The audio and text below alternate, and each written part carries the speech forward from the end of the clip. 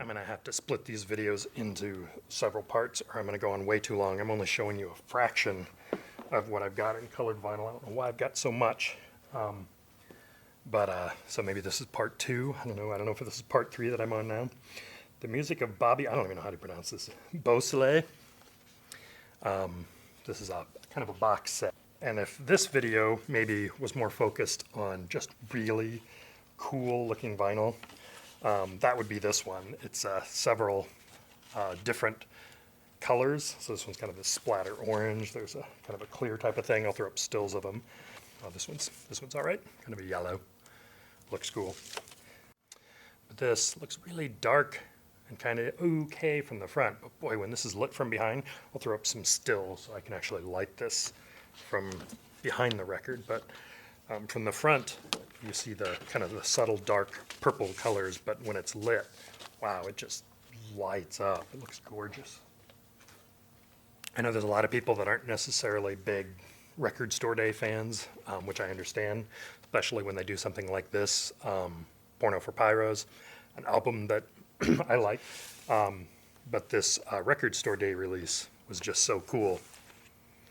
Kind of a tie-dye splatter, I guess they call it. Was so cool, I just kind of had to buy it.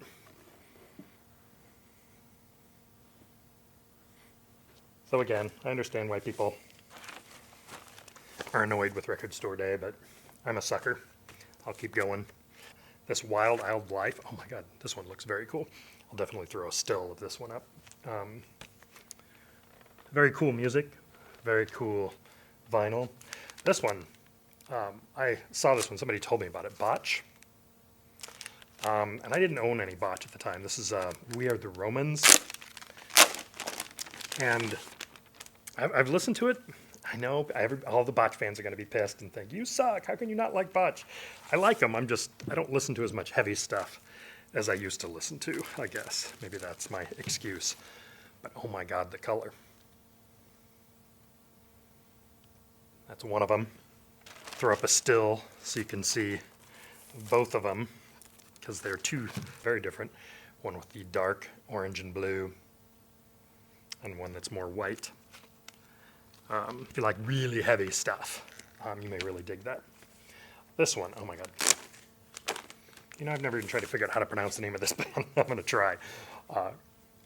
Coral Revan is always kind of what I thought it would be, Coral Revan. The color of the cover is really cool. Very purple and orange cover. These flames burning through some bushes, some plant life. But the color of the vinyl is equally very cool with all the purple and orange. I mean, how do you beat that? Purple and orange. I'll throw up a still of that where you can see it much better.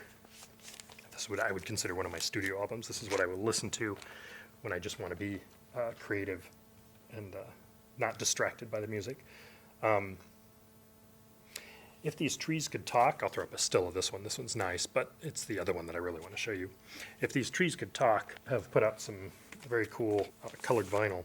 The Mylene Sheath is the label, but this is another one of these where it just looks great,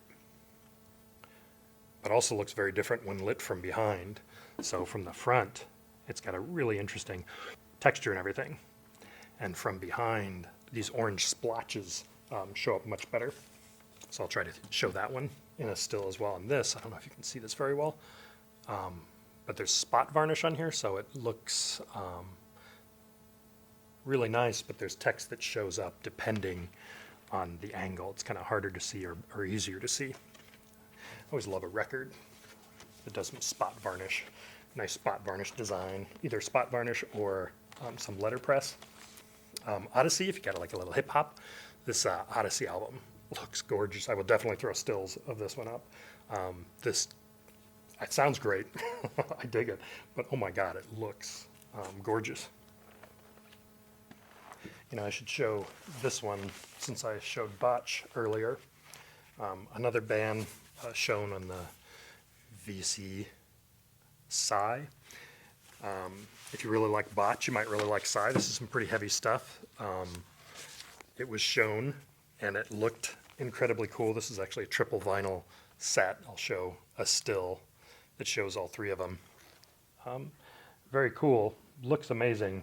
But once again, this is some pretty heavy stuff. So those of you that like really heavy stuff, you're going to really dig it. I don't know if I'm going to find myself listening to this very often. And again, I shouldn't say negative things. I should only focus on the positive stuff. But people are always curious. Well, do you like what it sounds like? It's all right. I think those of you that are big fans of Botch, well, those of you that are big fans of Botch, you already know about Psy. And if you don't know about Psy, check it out. Pretty amazing release, but I don't know how often I'm going to find myself listening to it. I was talking about Denevali Records earlier. This is another band that I probably never would have seen if not for my infatuation with Denevali Records. Mouse on the Keys. This is a nice 10-inch Secession. Sounds amazing. I just love this kind of stuff. Jazz, little Japanese jazz.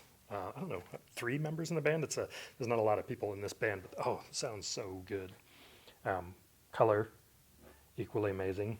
It's very speckled gray, pretty interesting when the light hits it, but then it's also kind of very smoky when light is shown from behind. Mouse on the Keys, An Anxious Object. Another Denevali release. Another amazing record. I just love this. Also, bonus. Looks very cool. This one's much more subtle than the other one. I'll throw up a still of it. Sounds amazing. I could show a ton of releases by a label called People in a Position to Know. I'm not giving lots of shout outs to other members. I really should. But I'll do it to Michael Dill because he and I think they're the only two that I hear rambling on and on about People in a Position to Know. But we both really dig this label. This one, Golden Boots, a band that we both dig. And this is pressed into an X-ray, kind of like those old World War II records, Russian pressings, I believe they were, where they were trying to bootleg music, and they were couldn't find ways to actually get it done, or it was too expensive or whatever, and actually pressed a bunch into X-rays. This one's very cool. People in a Position to Know again. Ariel Pink and R. Stevie Moore, who I believe Michael's also a big fan of. This is lathe cut into a mirror. So very reflective, obviously, if it's a mirror. Let's see if I can put it down here. Maybe you can see, should be able to see the camera itself somewhere in that reflection. I'm one of those people, I think most colored vinyl sounds pretty similar to the black. I'm not one of those purists that will freak out, oh, it's got to be black, or...